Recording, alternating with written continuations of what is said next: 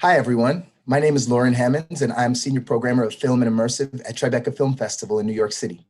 I'm so pleased to be here today to have a conversation with the creators of a particularly impressive and impactful project, In Event of Moon Disaster. It's a very special day because the website that houses the film has launched just a few hours ago. Made in conjunction with the MIT Center for Advanced Virtuality, Mozilla, and the MIT Museum, this work has garnered quite a bit of attention in the past months.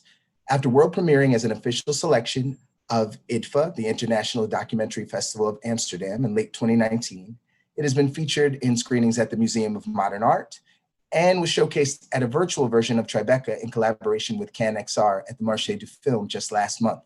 It will also be featured in exhibition at the future MIT Museum, which is currently being built in Kendall Square in Cambridge. This work reimagines a pivotal moment in American history, all while introducing a somewhat chilling commentary on the future of technology as it relates to our everyday lives, and particularly within the realm of politics and information. We will talk about all of this and more, but before we go any further, please join us for a live screening of In Event of Moon Disaster right now.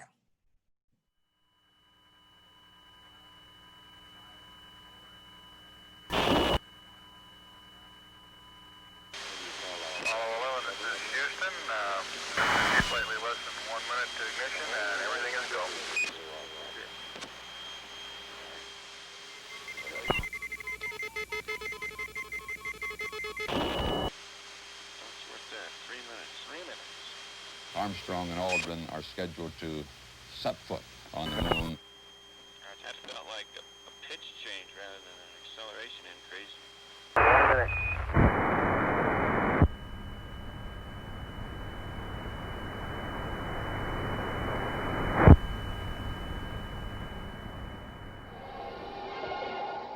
This is CBS News color coverage of Man on the Moon.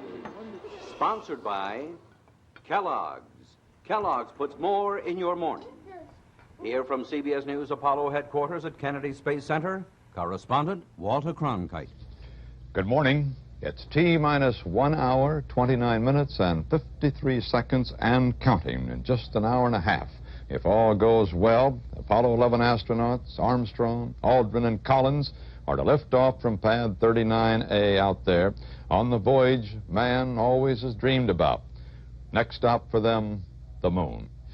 So it is now that there is time, if only briefly in this busy morning, to think of those three men and the burdens and the hopes that they carry on behalf of all mankind. Here's Jack King in Launch Control. We're approaching the 60-second mark on the Apollo 11 mission. T-minus 15 seconds. Guidance is internal. 12, 11, 10, 9. Ignition sequence starts. 6, 5, 4, 3, 2, 1, 0. All engine running. Liftoff. We have a liftoff. 32 minutes past the hour. Liftoff on Apollo 11. Oh, boy. Oh, boy, it looks good, Wally. Tower clear. Somebody must be leaving town. Building shaking. We're getting that buffeting we've become used to. What a moment. Man on the way to the moon.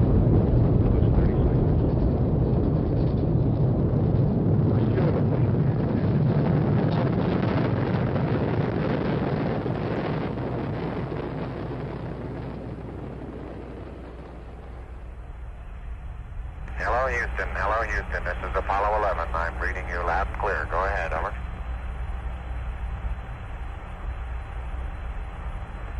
Listen, Dave, everything's going just swimmingly. We see out our side windows the sun going by, and of course, out one of our windows right now, we've got the Earth.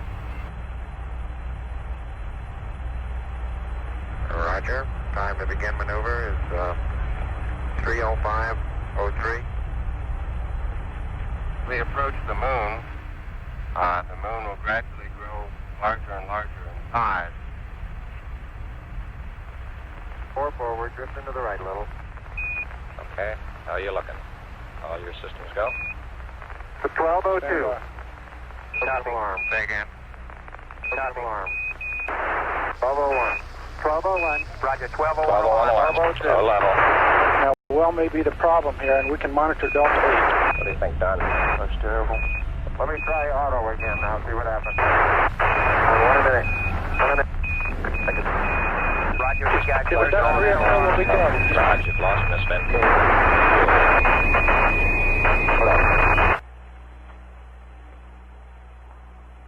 Lost data flight. We've had shutdown.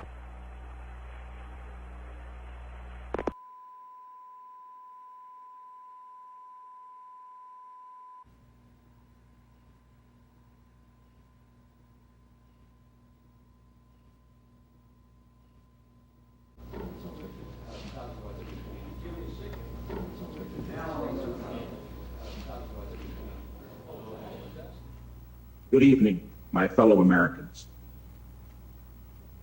Fate has ordained that the men who went to the moon to explore in peace will stay on the moon to rest in peace. These brave men, Neil Armstrong and Edwin Aldrin, know that there is no hope for their recovery. But they also know that there is hope for mankind in their sacrifice. These two men are laying down their lives in mankind's most noble goal, to search for truth and understanding. They will be mourned by their families and friends. They will be mourned by their nation. They will be mourned by the people of the world. They will be mourned by a Mother Earth that dared send two of her sons into the unknown. In their exploration, they stirred the people of the world to feel as one. In their sacrifice, they bind more tightly the brotherhood of man. In ancient days, men looked at stars and saw their heroes in the constellations. In modern times, we do much the same, but our heroes are epic men of flesh and blood. Others will follow and surely find their way home. Man's search will not be denied. But these men were the first, and they will remain the foremost in our hearts. For every human being who looks up at the moon in the nights to come will know that there is some corner of another world that is forever mankind. Good night.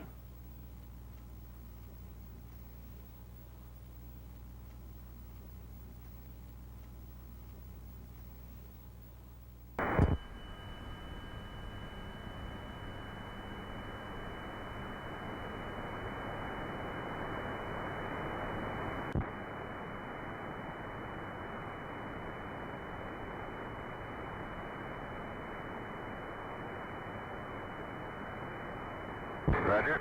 Looks good.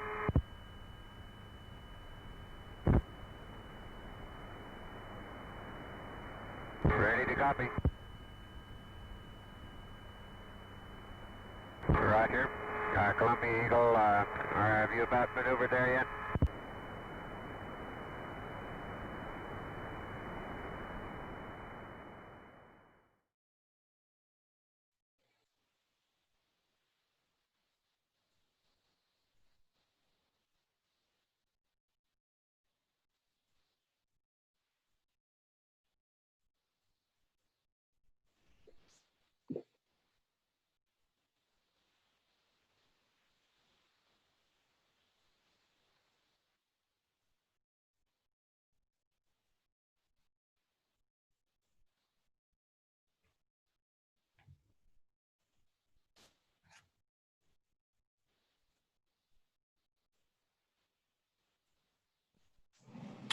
Please join me in welcoming the directors of InEvent of Moon Disaster, Francesca Panetta and Halsey Bergend.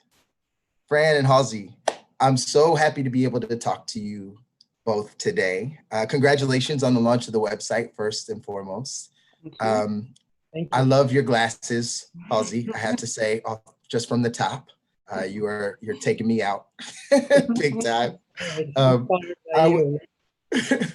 I was a bit elusive about the nature of the project in my intro, but now that we've all had a chance to see it, we can dive in.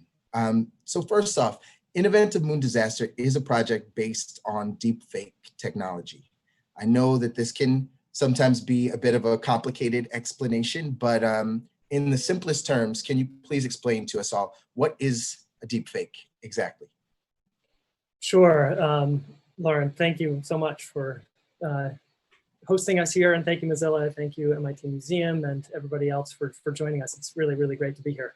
But yes, so we did use deepfake technology in this film, and specifically, what a deepfake is the term itself comes from a combination of deep learning and fake. So deep learning is a form of artificial intelligence, and fake, obviously, something that's not real. So essentially, a deepfake is a piece of media, audio and/or video that has been manipulated using artificial intelligence to portray a person doing something, saying something, being in a situation that never actually happened in reality.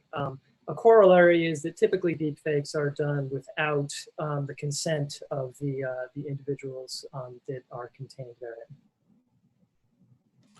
Yeah, this project reimagines the 1969 moon landing with a tragic outcome.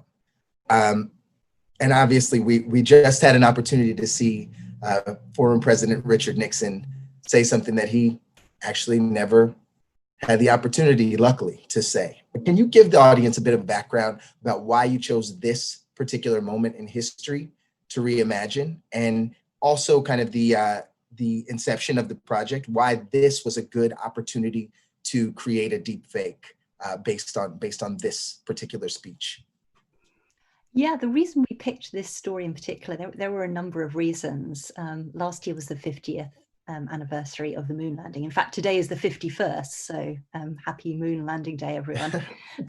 So we had the moon very much in our minds, and we were also talking about misinformation and discussing deepfake technologies, and this real contingency speech that was actually written for Richard Nixon to deliver if the moon landing hadn't gone well and the astronauts hadn't been able to return, which was really a possibility. It was a really risky mission, and his speechwriter was asked to prepare the speech just a couple of days before Apollo 11 launched.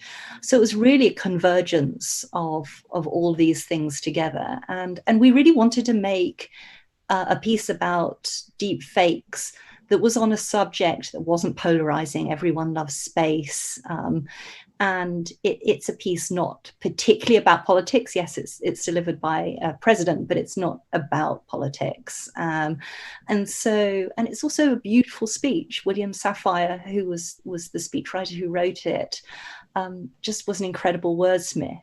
And so hearing these words actually delivered is actually quite different from having read them. Halsey and I were familiar with this speech for a few years before, but actually hearing them delivered is actually, it is very moving. And it shows, I guess, the potential, both in terms of like what misinformation can look like as deepfake technologies get better and better, but also how video material can have a different impact than from seeing something in speech. So whether it's misinformation or whether it's creative use of AI like this.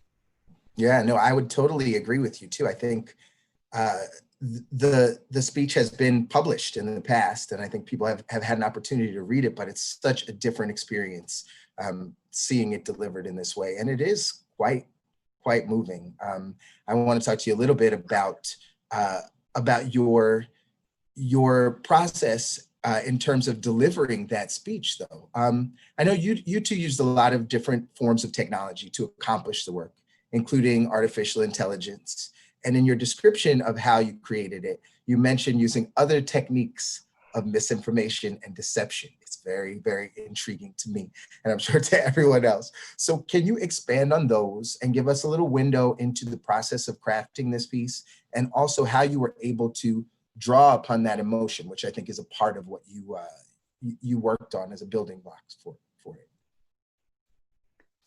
Fran, do you want to talk about the video part, and I can talk about Sure, the yeah. yeah. So some of it was very standard video techniques. You know, I've worked in media for a long time, and Halsey's worked a lot in sound as well as other mediums, and we're very familiar with how the footage or the material that you choose and that you select and the way that you portray it tells a story, and used out of context or edited in a particular way can manipulate that story. And the academics that we've been talking to have referred to this type of misinformation as cheap fakes. So making something appear as if it has happened when it hasn't, but without using AI. So it could just be attributing a bit of footage or a picture in a context which it didn't originate. Or as you saw in our film, you know, that is all it's all Apollo 11 footage that we've used, or broadcast footage from the time, but we've edited it in a way that we've manipulated the lunar lander to crash onto the moon. And there's nothing particularly sophisticated by it, but it's extremely emotionally powerful.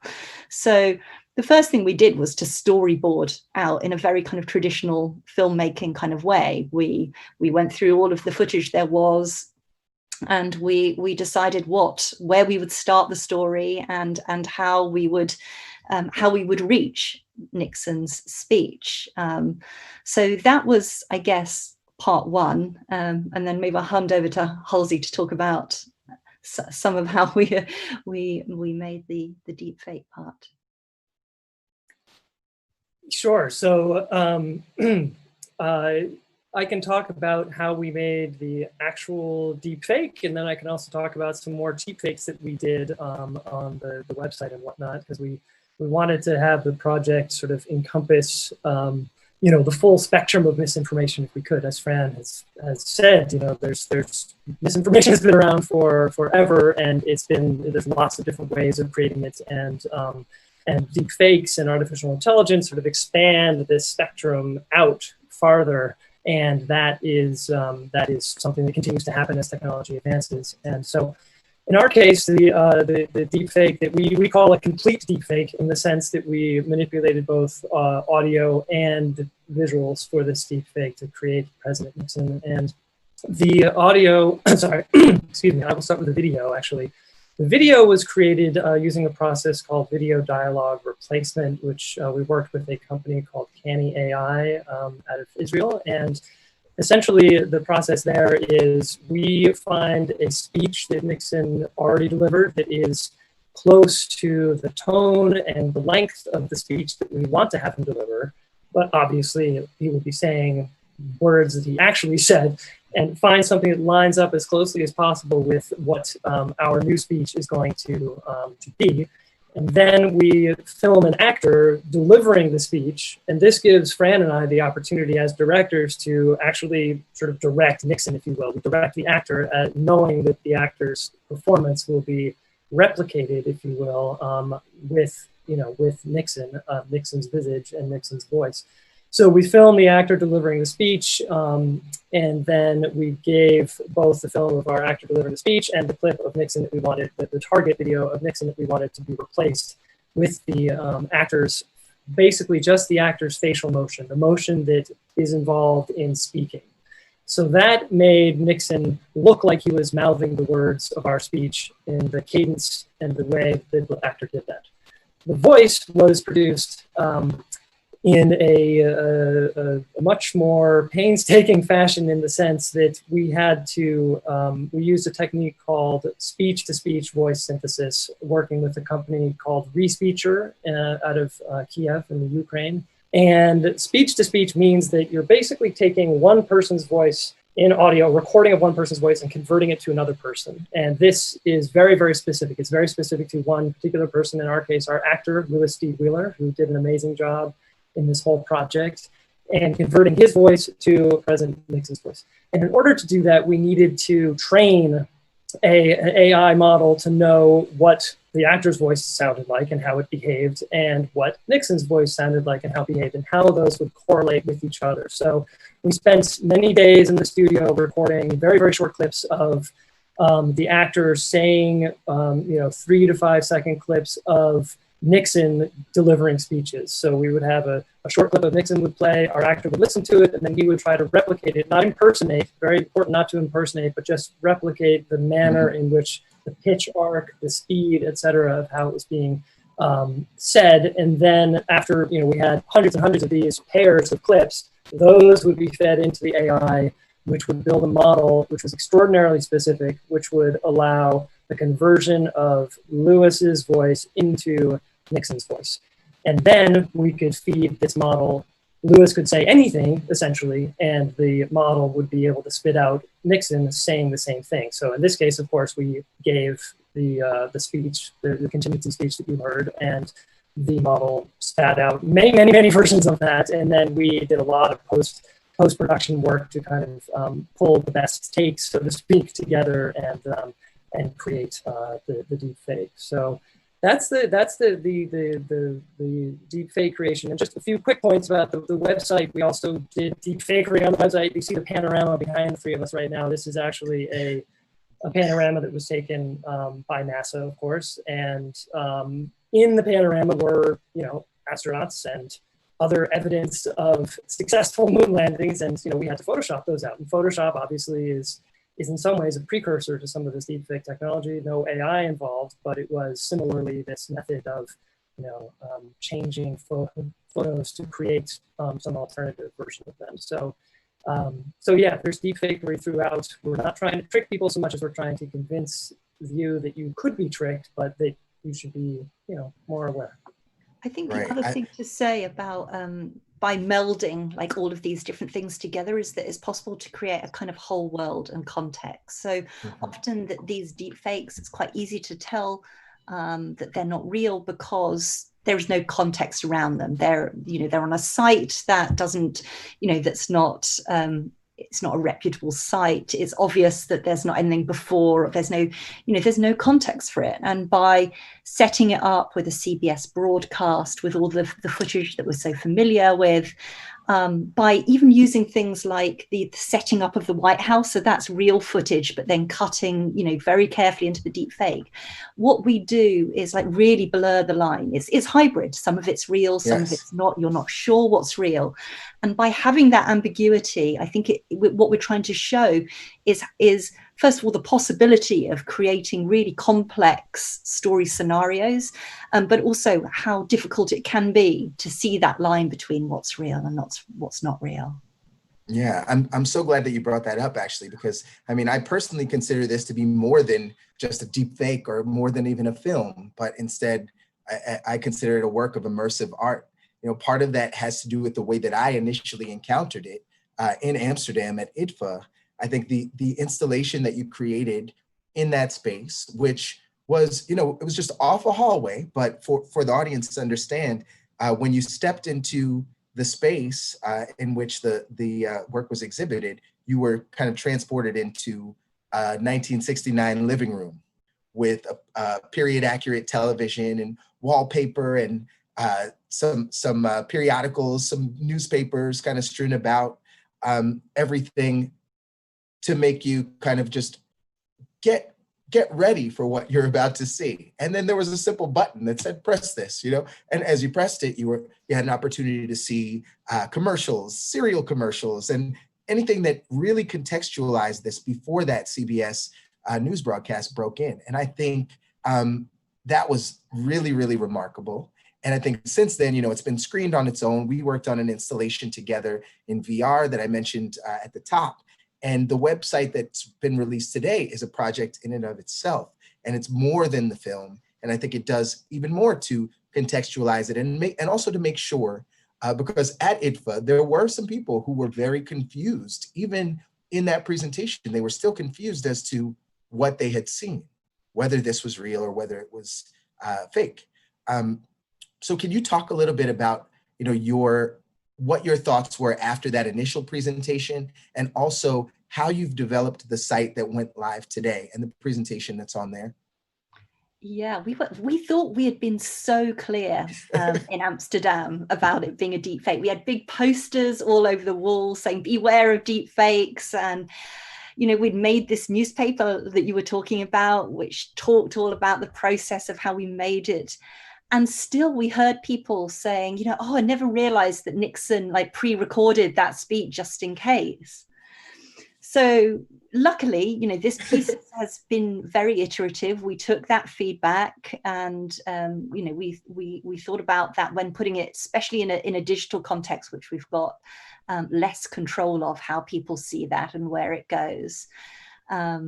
And we also did a huge amount of user testing over the last 6 weeks. We've tested it with people all around the world, from people who are familiar with kind of technology and deep fakes to you know, my parents who are less familiar with that.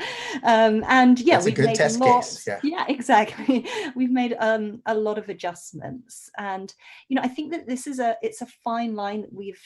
Every single iteration we've done of this, it's a fine line between being artists and wanting to have this ambiguity and intrigue. You know, we know that having this a level of ambiguity can draw people in, rather than being really didactic and saying, this is a deep fake and we want you to know this. But on the other hand, I think we hadn't realized at the beginning just where that line between the kind of obvious and the ambiguous is. And so, you know, whether it's the wording on the kind of flat screen version that we just played out, which, you know, is fairly clear in what it is, and we've shown that at cinemas as well, to the website where we want to be, you know, very clear about what we're doing, but we still want it to be beautiful. We still want it to like emotionally draw you in and like leave you kind of gasping at the end of it, because that's, you know, that's what the arts does really well. It connects emotionally with you, and it stays with you. And so, although the piece is meant to educate, it's trying to find that line all the time. And what is the method of doing that in these different contexts, from VR, as you said, at Cannes, to in the room, like we were working with you at Tribeca about, okay, if we had an enclosed space, what can we do even more to like draw you into this watch party? Like, can we serve cocktails? And like, what is it that's going to really Which I make loved you that feel idea. like you're in I love that idea. Yeah, no, I mean, I think it is. Even draw you in on the site, just that initial question of, can you tell what is real and what is fake, right? And giving someone an opportunity to think about themselves and say, yeah, I can do that, and then really question and challenge that with the work is a fascinating way to draw people in. Yeah, I just wanted to add to all that. You know, the web is, you know, one of the things that Fran and I have loved about this project is that it is, you know, very flexible in terms of mode of presentation. And, you know, the core thing is this context that we keep on referring to, the context of sort of what, you know, the initial context of how to create this alternative history, this world, but then the sort of very important context of couching it in terms of, you know, this is fake, you know, by the way, pull back the curtain, this is fake. So the web is a very different medium, of course, than these other ones. And in some ways it's less immersive than, you know, VR or walking into a physical installation, but there are other ways of creating that immersion. And the one thing that the web obviously is really good at is sort of interactivity and whatnot. So being able to interact with the audience, we have a quiz after the film, for example, where we ask people questions about the 4 sort of key things that we think they should, you know, people should, you know, learn about from the film. You know, is the voice real? Is the archival footage real? Is the text of the speech real? Is Nixon's face real? And we kind of have a fun quiz that sort of, you know, takes folks through those questions right after they've watched the film. And the web is a wonderful way to, you know, have that kind of direct real-time interactivity with the audience. So, you know, there's different ways of creating that context. And then of course the web can also link out to other things. The web can play different films. The web, you know, we have, there's a wonderful Scientific American documentary called To Make a Deep Fake that is being released today as well. And that is on our site. And of course we can link to that. And that's just, you know, there's a way to have much more of this contextual information and the educational part in there, while hopefully still, you know, creating the same, you know, keeping everybody in the sort of story world of Moon and, you know, the lunar surface and all that kind of stuff. Yeah, the site is beautiful. I encourage everyone watching to go and check it out right after we're finished with this conversation. You mentioned something earlier, Fran, that it's a piece about space, right? And it's something that's something that actually unites everyone. Everyone's interested in space, and space is cool. And it's not explicitly political, but the fact that this work focuses on putting, artificial words in an American president's mouth during an era where the term fake news is just dominating complaints on both sides of the aisle. And of course, in an election year, it can't escape us. So can you speak a little bit to the political implications of the work and also kind of just the potential implications of deepfake technology in misinformation campaigns in the real world? Because I think there is a true fear of the technology for this reason. And it's something that I think you both have a really great insight about. Yeah, I mean, I think that I hope that this project shows how easy it is to make a political leader appear to be saying something that he never said. And so this is not a piece of misinformation about President Nixon. Like, we make it very clear that President Nixon did not say this, but I think we also hint at the fact that, the leader of the Democratic Party could potentially be made to say something that they never said in the lead up to the election, or Trump could, or any other political leader. And the implications on democracy, on elections, on misinformation at the moment. And we look at the amount of misinformation that has appeared over the last 4 months around COVID, both inside and outside the political domain, has been, extraordinary.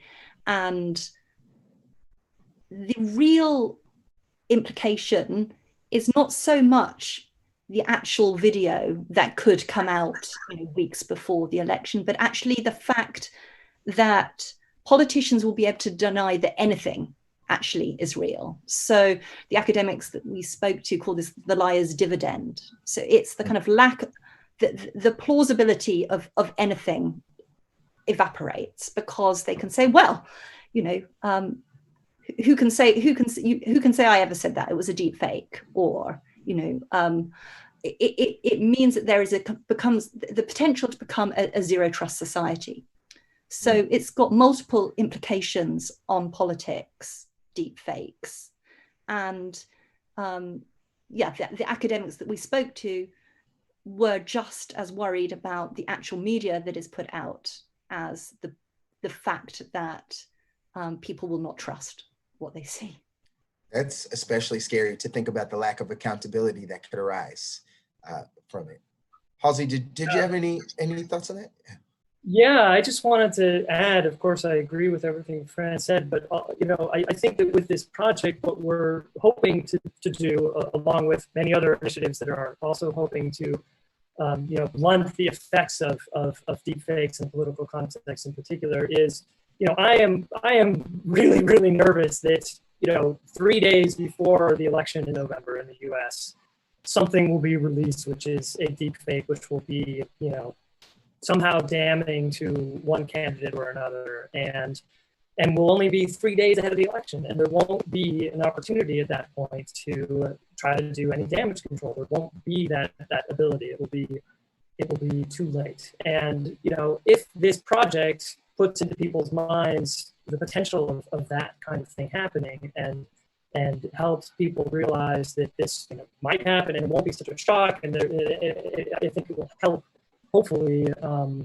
reduce some potential impact of that, because there hasn't really been a huge and obvious deep fake that has swayed an election thus far, but we are very, very nervous about that potential. And I think to the extent that we can show how this could happen in a safe context of an art piece and whatnot, that it will hopefully help if this does happen.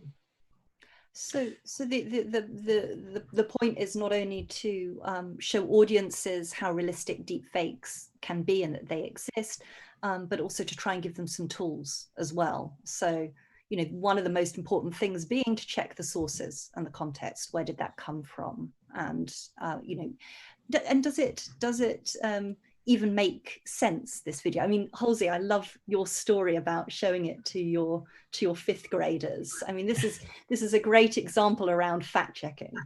Yeah. Do you want to give it? I just love it. Yeah, sure. I'd like to hear what their thoughts were. Basically, I had an opportunity to present the film to a classroom of, I think, 5th and 6th graders, and and I didn't give them any context ahead of time. I just said, oh, I'm a film director, and I'm going to play this new project for you. And I played it for them, and kind of at the end, there was this, this silence. And then then we kind of broke out into groups, and the group that I was in, one kid was like, I really thought Buzz Aldrin was still alive. I thought I heard something about him recently. And then they had computers there, so they went to their computer and they Googled, is Buzz Aldrin alive, right? And then it comes back and it's like, yes, he is alive. And then they're like, something weird is going on. Like, what's going on? Did the moon landing, was this a success? Isn't he alive? And then they just went down asking what seemed like very obvious questions at this point, but so many of us just don't ask those questions and don't take the time to, do that little bit of basic research. And then they were like, okay, I'm on to you. You are trying to trick us. I don't believe you anymore. And, speaking to me. And then we had a really interesting discussion thereafter, but it was this, I could almost see it in their eyes, this sort of transformation from, like, I don't know what to say. Something's wrong. I don't know quite what it is. I think it's this. Now I'm confirming that. And okay, you're trying to trick me. And that process, I think, is one that we're trying to encourage in everybody, not just with our film, of course, but with your social media feed. Yeah, and I think that second part, like the checking. So the realization is like part one, and then it's like, okay, how can we encourage people to go and do that Googling and see whether, the bit of advice they've been given about vaccinations, are they really dangerous?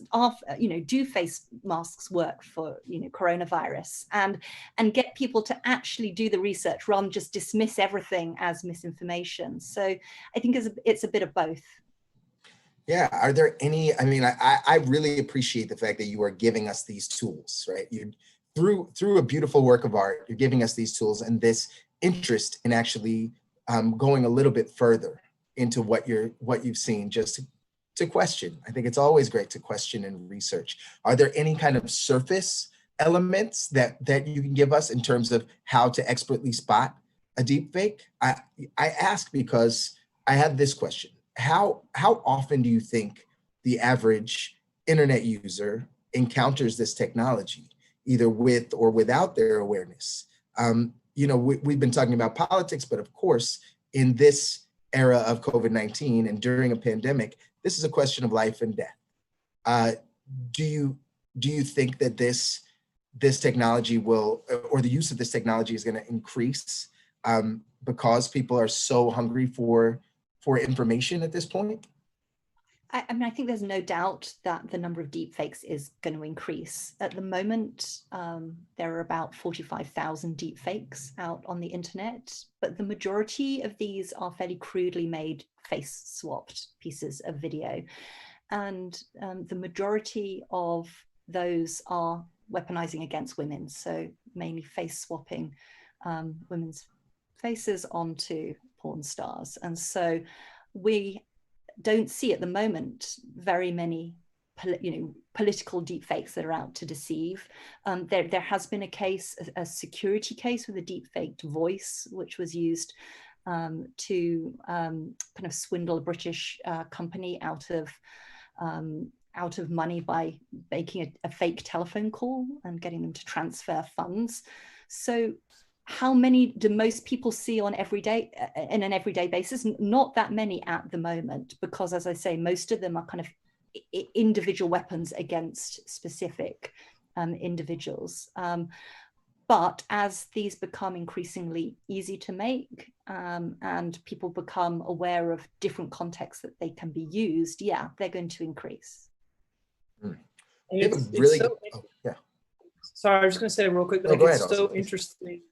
It's so interesting now in our pandemic lives, which are obviously very different from previous lives in many ways. And in many ways, our worlds are now much more synthetic. in the sense that we're interacting with people on flat screen surfaces. We're not doing the in-person thing nearly as much as we used to. And it's like almost our whole mindsets, at least in my case, is sort of becoming this, you know, I'm feeling like I'm less a part of the real world. And that is kind of, I think, increasing the vulnerability to this kind of manipulation, which is, you know, it's tough to say for sure, but it kind of feels like our world right now is even more challenging in this regard.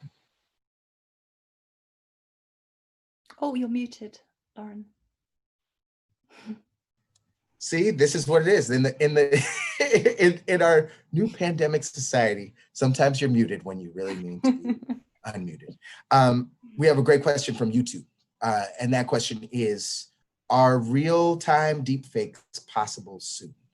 Do you have any insight about that? I mean, there are real-time deepfakes in the sense that, like, me talking to you now on Zoom, I could come across as somebody different looking and somebody different sounding. Yes. That is something that a lot of people are working on. The only ones that I have seen have been very, very crude. Yeah. And that, you know, that will change, you know, 6 months from now, a year from now. Fran and I are, you know, we're artists, filmmakers here. We're not technologists, so we can't speak directly to where that research is going. But it's a great question, because that is a very, you know. And that's one of the most. Yeah, I was just going to say, I've thought about this for a bit myself. That's why I pulled that one from YouTube that Audrey sent us, is because a couple of years ago, I remember being at a conference and they had a setup of two large monitors in which you were essentially, one monitor was puppeteering Donald Trump and the other monitor was puppeteering Barack Obama. And you could make them say, I mean, it was definitely crude. It was nothing near what you've accomplished with this and what you know, is possible in the future, but it was pretty alarming. So that's why I was wondering about that. Yeah, right. And imagine right now being able to interact with a politician and being able to kind of puppeteer whatever they say as a response. That is, you know, it's a terrifying prospect. It is. Yeah. So it's one of those things where, you know, the you know, synthetic media doesn't have to always be bad. Of course, it can be used for good things, and you know, the ability to create films starring certain people who aren't available or can't be afforded. You know, if there are digital avatars that can be puppeted in the sense to, you know, for entertainment or education purposes, you know, reenacting historical scenes, bringing people into, you know, situations where they weren't, that were important, that maybe they would learn more from if they could experience something more, you know, realistic, so to speak. So there's lots of amazing uses of this, you know, what I would call synthetic media writ large, you know, for education, entertainment, health, medical uses, all of this kind of stuff. Yeah, maybe a really nice medical example of a live deep fake is the use of a synthetic voice. So we were talking to a company that has been either letting people donate their voice or preserve their own voice before they no longer have it for medical reasons, and then being able to, in a live context, use that synthetic voice. Now that is, you know, that is a brilliant use of a live deep fake, where you are able to still retain your own voice or have someone else's to be able to talk when you've lost your own. So I think that's a really nice combination of a kind of synthetic media for positive use as well as live use. Yeah, there should be a term. It should be like a deep real or something, right? Because it's like using AI to make yourself more who you actually are. You know, which is, deep real. The future that we now live in. Yeah. Just before we wrap up, I wanted to get back to the creation of the piece and the emotions of the piece. It's very moving, and I think, you know, you did such a wonderful job bringing this to life. It must have been really interesting to work with a live actor on this, which you spoke about earlier, to convey those emotions. And I know that it was not a matter of this actor doing a Richard Nixon impersonation at all. Had any of the work that either of you done in the past prepared you for that part of your job as a director of this piece? Yeah, definitely. I mean, we had to find someone who was prepared to sit in a studio for 3 days and give tiny fragments of Richard Nixon, and someone who was a great actor and could do a good performance as well. Like that was a challenge, because not many people want to sit in a studio and repeat little Nixon fragments. But yeah, Louis D. Willea is a fantastic actor, and so he could give a really moving rendition of the contingency speech. And for sure, we used all of the techniques that you use in directing, of pacing, of trying to have it emotive but not too hammy, get lots and lots of different takes, because you never know what's going to be good in the final edit. I mean, this was really extraordinary we had no idea really what it was going to end up looking like or sounding like. And I think Halsey and I are both quite heavy-handed directors, and so I'm quite well known with the people I work with to want a million takes for it to be absolutely perfect. And I know exactly what that's going to look like and sound like. We didn't really know that, because we were sending off all of this stuff to two AI companies and no idea what Louis's voice, whether a really kind of exaggerated version was going to sound ridiculous in Nixon's voice, or whether a really flat one would be really boring in Nixon's voice. So I guess we did what lots of directors do, and we just belt and braces, got everything, every different kind of version you can imagine, every different tone. I mean, we had to do just for the voice recording, we had to do 20 takes anyway. So poor Louis, like the David Fincher, Stanley Kubrick approach. Oh my gosh, yes! Everybody go hire Louis D. Wheeler right now. He's amazing. But yeah, I was finding for my previous work is I'm a sort of primarily an audio sound artist, and I work a lot with spoken voice. So this was up my alley to a certain extent, but it was also completely different than what I normally do, because usually what I do is I go and interview people, and I'm like in search of what I would call naturally occurring emotions, like people being themselves, people just emoting what they're actually feeling, and trying to put them in situations where I can capture that in audio and then use that audio in various ways within musical contexts. So this was obviously a situation where we were trying to, we're working with an actor, and the very definition of that is they're acting differently than how they're feeling themselves, and they're sort of creating these emotions, and sort of spinning that around on its head was wonderful and fun and really exciting and new for me. But it was just a neat, different way of going about it. And then creating this voice at the end that is purely synthetic, where like my whole previous career is all about like authenticity and creating the most real thing ever. It's all real. Everybody don't, now I'm like, it's all fake, so it's kind of a funny spinning. I feel like I'm standing on my head half the time, but it's really, it's been really fun. Well, the work is really, really beautiful. It's amazing. As we wrap up, I want to just ask you both if there's anything else that you'd like our viewers to know about the project before they head over to the site. And also, please share the URL. I'm sure we'll be sharing it as well, but I want to just encourage everyone to go and see it, because everyone who was with us from the top of the broadcast got an opportunity to see the film. But it is an experience to actually go onto the site and see everything that you've built out to really present this work. Thanks. I just had two quick things that I wanted to add. I wanted to just sort of reiterate to hopefully, we're really not trying to scare people too much here. We're really, we don't want people, as Fran was saying, to lose faith that the truth does exist. This technology is new, and we're on the cutting edge of it right now, bleeding edge of it, and things are always a bit scary at that time. Photoshop was scary when it came out, and this, might be orders of magnitude different, who knows, but it's, society is a resilient place, I think, and with education, we're gonna, I think we're gonna figure this one out. So I just, I want to make sure we sort of emphasize that. And secondly, I just want to do a shout out for one of the sort of sponsors of this stream, the MIT Museum. We've been working with them, talking with them about doing a sort of next iteration physical installation as part of their new museum opening.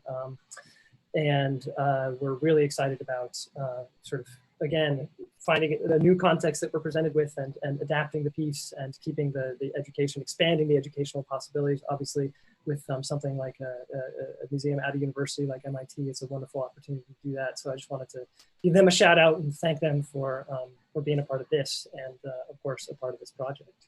Yeah, and I guess I just want to thank all the other people that made it possible. I mean, this project is so much more than Halsey and I could make on our own. We've got kind of vision and we did a lot of work over the last year, but we are not computer scientists. We literally couldn't have made this project without the people that we worked with, and then a whole host of people from around the world who, everything from, you know, writing the articles to our designers, developers of the site. People have really loved working on this project with us, which is great, but it's been you know, enormous amount of goodwill. And so, yeah, I would also love to encourage people to go to the site and see that, and just thank everyone for all of their help in putting it together.